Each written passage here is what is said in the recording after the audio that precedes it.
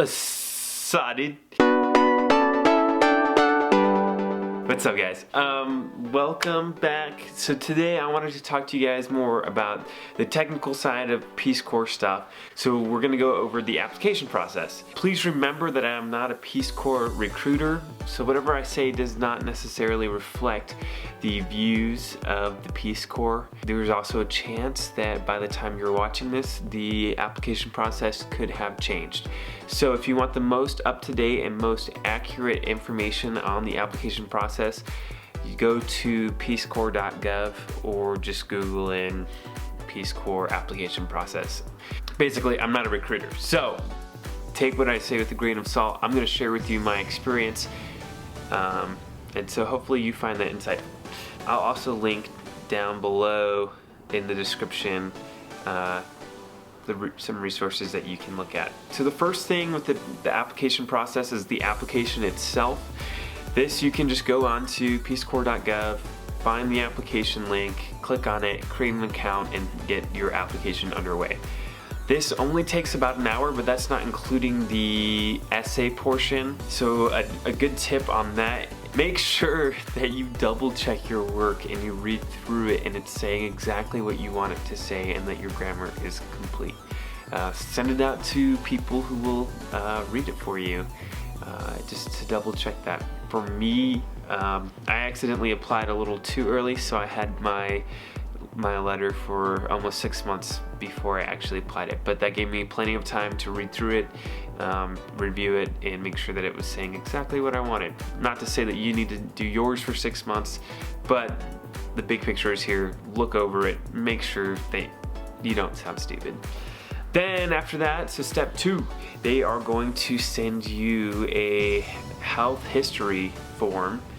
They're gonna link it to you in your email and you're gonna fill that whole thing out. It's pretty exhaustive. They go through everything. This is for you, right? They don't want to send you in the middle of nowhere to some random village where you can't get the health care that you need. All right, so it's very, very important that you fill out this form as accurately as you can, because it will benefit you in the future if you do get an invitation to serve. This being said, what you do put on there may affect which countries that you can go to or which locations that you go to. So keep that in mind. The third step there is pick your country that you want to serve in. They'll give you 3 choices as a drop-down box, and then you just click which country or region you would like to serve in. So for me, I picked 2 countries, and then I told them for my final pick, you could send me anywhere. Then they'll have a little box, a text box, where you can write comments. So you use that text box to tell them exactly if you have any specific directions to whoever the placement officer is. Right? I didn't get my top 2 picks. I got put somewhere random, which is fine because I'm doing economic development, which I love. So that was good for me. But that was because I put, send me anywhere. If you are not willing to go anywhere, probably don't put that as an option. But I will say that, and this is what my recruiter told me, is that you have a slightly higher chance of getting an invitation if you're willing to be flexible and go anywhere, because you're filling the spots that maybe people don't want to have. Of course, if you're not okay with going to some random place, then probably don't put that down, because you might not enjoy your service if you're not where you want to be and you wanted to be somewhere else. So then step 4. What they're going to have you do is a soft skills questionnaire, and this by far was my least favorite part of the whole application process. They have you select different leadership qualities, teamwork traits, whatever, just soft skills, and they have you list which ones you find very important versus the ones that you find very unimportant. So here really they're just trying to get a sense for what you find important and how do you think critically about working in a team and whatnot. For me, I went through this one time. I didn't really understand what it asked me to do, and then so I ended up redoing the whole thing. That whole thing probably took me about half an hour to 40 minutes. And I did it twice though. Usually it would only take you like 15 minutes, but I'm kind of like perfectionist, so it takes me a while to do anything.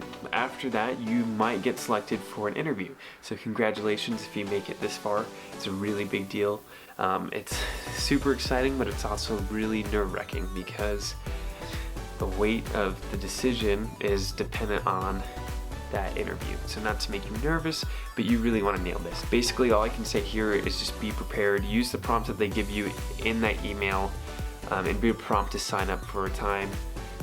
Definitely check your schedule. You want to make sure that you sound good, you look good, but you're also in a professional environment. The sixth step is you will get an invitation. And here, I think they want to hear back within 3 days from that email that you get.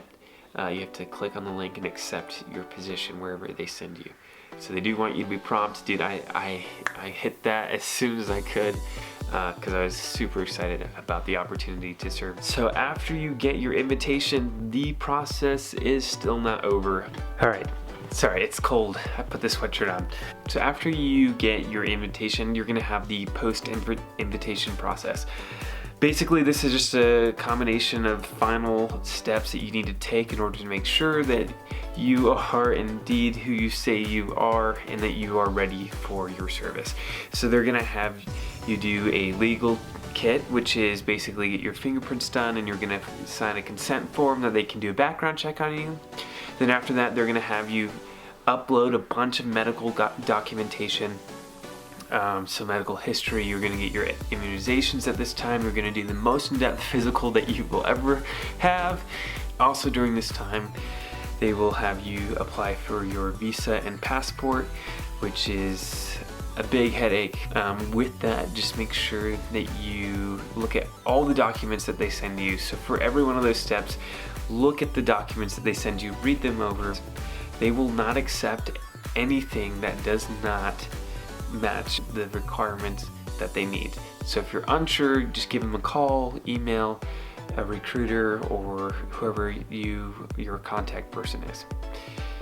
I think that's it. So hopefully you found this helpful, and I will make a video more in depth about the interview process. I just didn't want to make this video too long, and I think that the interview process is definitely really important. Yeah, let me know in the comments if there's anything else that you want to know about, or you think that I didn't explain very well, and hit the subscribe button. That'd be awesome, and share this with anybody who you think is interested in joining the Peace Corps. So, thanks guys.